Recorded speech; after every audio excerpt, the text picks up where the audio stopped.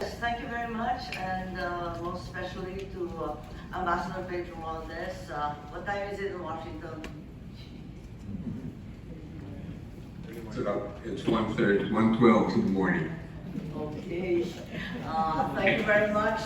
Pinch yourself to stay awake, babe. Senator Estrada wishes to be recognized. He's online already as well.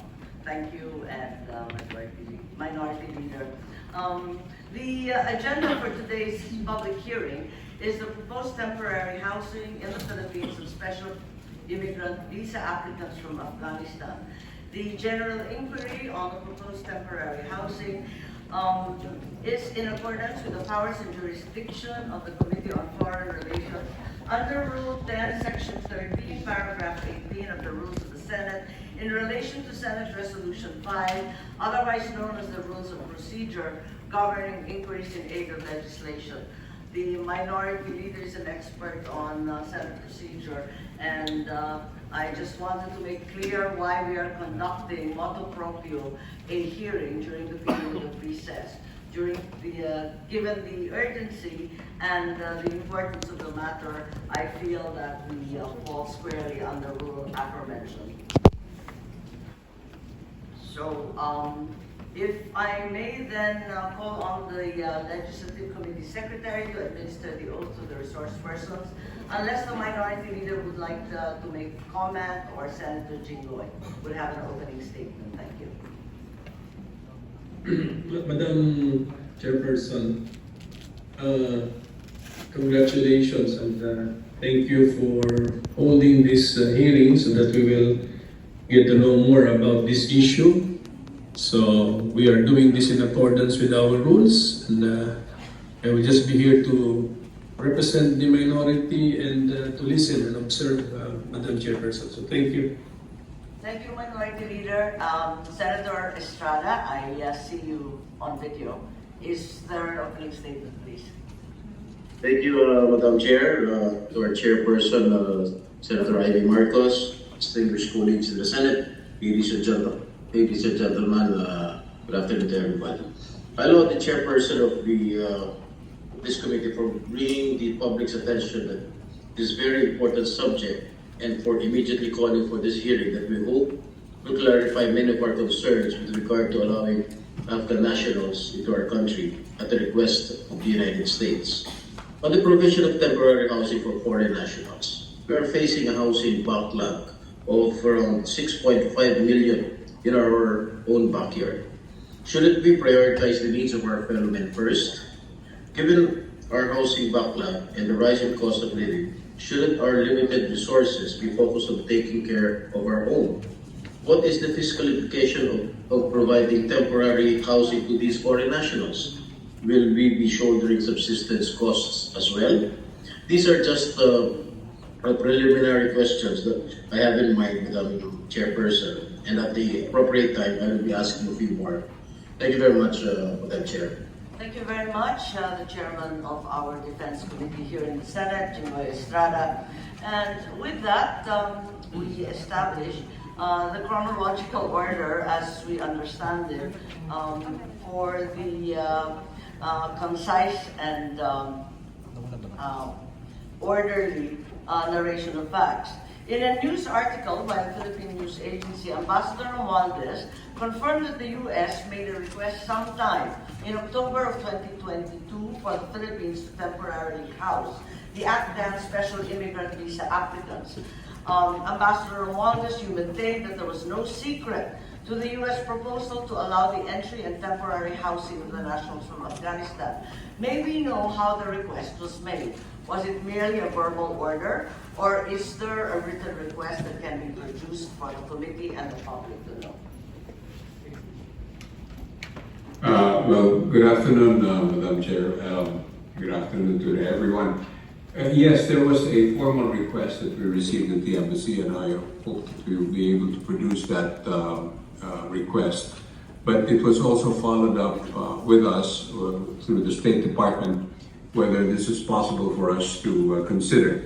And so we immediately sent this request to the Department of Foreign Affairs, and the Secretary and I spoke about it briefly, and he said that he was going to have this studied before any action could be taken. But that is what happened when we received this in October last year. Yes, Secretary Manalo, please. The information therefore from Washington DC Embassy is that the DFA actually was in receipt of a formal request. Is that the case? Good afternoon. Good afternoon, Secretary. Thank you for being here. Thank you. Yes, in October 22, as relayed by Ambassador Romualdez, we received in a concept note from the U.S. government a request for the Philippines to allow Afghans formerly employed. What sort of note, please, Secretary? Concept note. Concept note, okay. But it was written, in fact. Yes. And the idea was to allow Afghans formerly employed by the U.S. government and their qualified dependents to temporarily stay in the Philippines to process their SID applications with the U.S. Embassy in Manila. So we immediately launched informal consultations. We launched consultations with relevant Philippine agencies in order to have to study the concept note and assess the request. The ambassador says that thereafter the State Department also reiterated the request directly to the DFA. Is that correct? Yes, Madam Chair. In fact, the Secretary of State directly raised this with me on a few occasions, verbally, and also in a letter, which I'd be happy to provide later. And in fact, President Biden also briefly raised the issue with President Marcos during the visit last May. This is during the May visit. This is during the May visit, sir. Yes. Thank you. When was the DOJ, the DND, the NSA, perhaps you can go through the list, when were you made aware of the request of the U.S.? We call on the DOJ, please. I think there are several representatives. When were you apprised of the request? Anyone from the DOJ was informed at any point in time? The DND? When were you made aware of the request? Madam Chair, so far as our records are concerned, it was in December of 2022. Was it from the DFA, from Washington, or from the State Department directly? From the DFA. This was a letter. I will find out, Madam Chair. I would suppose it would have been written merely through meetings, according to Assistant Secretary Lorenzo. Merely through convening of meetings, Madam Chair. Meetings. Yes. The convening of meetings, are these the June meetings? The earlier June meetings, or is this an earlier occurrence? No, Your Honor, said it was December of last year. December kayo meeting? Yes, Your Honor. Sige. Okay, paano yung DOJ? Kailan ninyo nabalitaan ang request na ito? Good afternoon, Madam Chair, I stand corrected. Yes, sorry. I was reminded by Secretary Manalo that it was October of last year. As early as May October. convene. Yes, Madam Chair. Was that a meeting or referral sent request? Secretary Manalo, please. Thank you, Madam Chair. In fact, it was informal. It was an interagency. And in fact, if I could just read all the agencies who were there. Yes, if you could, thank you. Yes, the meeting that we had called for was attended by representatives from, of course, the Armed Forces of the Philippines, Department of Justice, Department of National Defense, and the National Intelligence Coordinating Council, and the Philippine National Police. This was on October 28th. So it is correct, therefore, does the DOJ corroborate the same that you were formally called to a meeting by the DFA on October of last year, together with the rest of the agencies? We confirmed, Madam Chair, that there was such a interagency meeting of which the DOJ was a part of. Thank you. So does Nika have the same in their records, please? Madam Chair, as far as NICA is concerned, this was discussed formally last 20th APC conference, 26th of April 2023. And So as far as NICA was concerned, you were only told in April? this was discussed 26th April 20th of the APC Anti-Terrorism Conference. I'm sorry, I'm not hearing you properly. DICA is the Secretariat of the Anti-Terrorism Council, and this was formally discussed before the body, chaired by PS Bersamin, and that was 26th of April 2023. Only in 2023. Hindi kayo kasama dun sa October and December, is that correct? Okay, what about the BI? Immigration, please. Kailan kayo nasa BI? As far as BI is concerned, ma'am, we only attended the June 2, 2023 interagency meeting. It was the first time that our presence was requested. Right, that's the same as our information. Is there anyone from Muslim Affairs and DepEd? They were similarly called, the ICT, the OST, is that correct? Yes, Attorney Guro. Yes, Madam Chair, as far as the National Commission on Muslim Filipinos, we were only informed also of a notice of a meeting sent to our office June 5 to attend the June 7 meeting. June 2? I'm confused. June 2 or June 5? Or June 7? There was also a meeting, ma'am, in June 7. But there was a previous meeting June 2. Yes, ma'am. And then there was a letter, June 5 letter. Tapos there was another meeting June 7, to which you were. Yes, Madam Chair, we were invited to the June 7 meeting. Okay. Anyone from DepEd? Good Kailan afternoon, na Madam kumida? Kami po, I confirm that we also attended the June 7 meeting, but as far as the records would bear, this came to the attention of the Department of Education back in March 22, 2023, when there was a letter from Director General De Leon asking the Vice President to comment on the subject proposal. I see. Have you commented? Yes, ma'am. The Department of Education submitted a comment that was signed by the Vice President last April 20, 2023 to NICA, to Director General De Leon, and I've already also submitted a copy of our comment to the Secretariat for your perusal. Thank you. Yes, I'm not yet in the sheet. I'm sorry I was not able to read it. The NBI, kailan kayo nasa Pinas? Thank you, Madam Chair. I received a letter last April 20 from the Anti-Terrorism Council. We were required to submit our comments and inputs. So magkasabay kayo ng NICA? Yes, ma'am. And then we attended the meeting last June 7 Yeah. at the Presidential Management Staff. Magkakapareho kayo. Thank you, Madam Chair. Thank you. All right. Anyone else? PNP?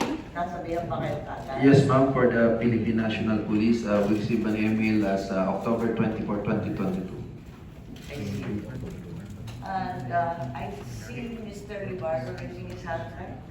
Madam Chair, from the National Security Council, Deputy Director General Nestor Helico, we received a departmental level from the DFA, from Undersecretary for Civilian Security and Consular Affairs, dated 2 November 2022, and we reply their departmental letter as of 15 November 2022, Madam Chair. Okay. Since you were informed to the DFA, but was any of you furnished a copy of the U.S. request? If so, when did you receive said copy of the U.S. request? Secretary Manalo, was there a U.S. request? You said there was. Is that correct? You said that there was a formal request, as a matter of fact? You said earlier? It was a formal request in the form of a concept note. Yes. So was the concept note then cascaded to all the relevant agencies like the DND, the DOJ, etc.? Or did you keep it confidential? Initially, once we got it, we just informed the agencies who I mentioned, the DOJ, DND, NICA, Philippine National Police. Informed means you told them, but did not provide a copy of the concept letter. Is that correct? We did. We invited them to a meeting, and in fact, the general consensus. But he seems to be ignorant of the other resource persons seem to be ignorant of the existence of a concept. Well, we did not invite them yet because we didn't know who would exactly be involved. But from our initial assessment, we thought the So ones the concept note was given to who, please? to the, DND lang. DFA lang at DND yan. Yung sa umpisa, we gave it to yung October. we gave it to the agencies whom we invited, in fact. Sino-sino po? Because so far, DND DND, seems to be the only one who's been invited on in 20. AFP, PNP. Come again, can we start? DND, AFP, PNP, NICA, NICA. and then those were the four we had invited initially. Okay, And DOJ. DOJ. Can these five agencies confirm the receipt of said concept note from the United States? Madam Chair, so Yes. far as our records are concerned, I confirm receipt by our Assistant Secretary for Strategic Assessment and Okay. International Affairs on Thank you 21 very much. October. On October. Yes, ma'am. Letter from the DFA which there to attach a proposal for bilateral cooperation support Okay. processing of Afghan special. Thank you. Thank you. Thank you very much from the Secretary. DOJ, We confirm, Madam Chair, that we were also in receipt of the concept note in October. in October. Okay. AFP and PNP as well as NICA. Kanina sinabi niyo, Abril na lang kayo nasabihan. Meron ba? Wala. Kanina kasi, ang pagkasabi, April 26, 2023 was the first notion you had during the meeting of the Anti-Terror Council. Did I you confirm that, receive? Madam Chair, I will confirm that that was discussed as 26 April. But I was checking on the record that we received a notice from NSA 13 March of 2023. March 2023. So you never received the U.S. concept note? It was a letter coming from our NSA, not a concept note. No concept note. So, there seems to be some discrepancy in the transmission. The three agencies, AFP and PNP, similarly received it later in the day, right? Ma'am, for the PNP, we received it on October 24, 2022. Oh, kanina sabi mo Marso na, April. No, ma'am, October 24, 2022. Oh, okay. Kanina iba kasi. Alright, yung AFP. Good afternoon, ma'am. From the AFP, Okay. we received a memo from the DND dated 25 October. So, Okay. yes, ma'am. Of 2022. So DNB, but no concept note? Request for comments lang po, ma'am. Ni-request lang. No concept. So both the AFP, the PNP, and the NICA, both the AFP and the NICA did not receive the concept note, in fact. That's correct? Because the PNP now said that they actually received it. Pero yung AFP, wala? O baka nakakabit dyan, naka-annex?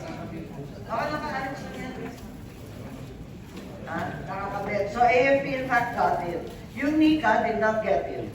Still, they parang wala. I checked my record, All right. Madam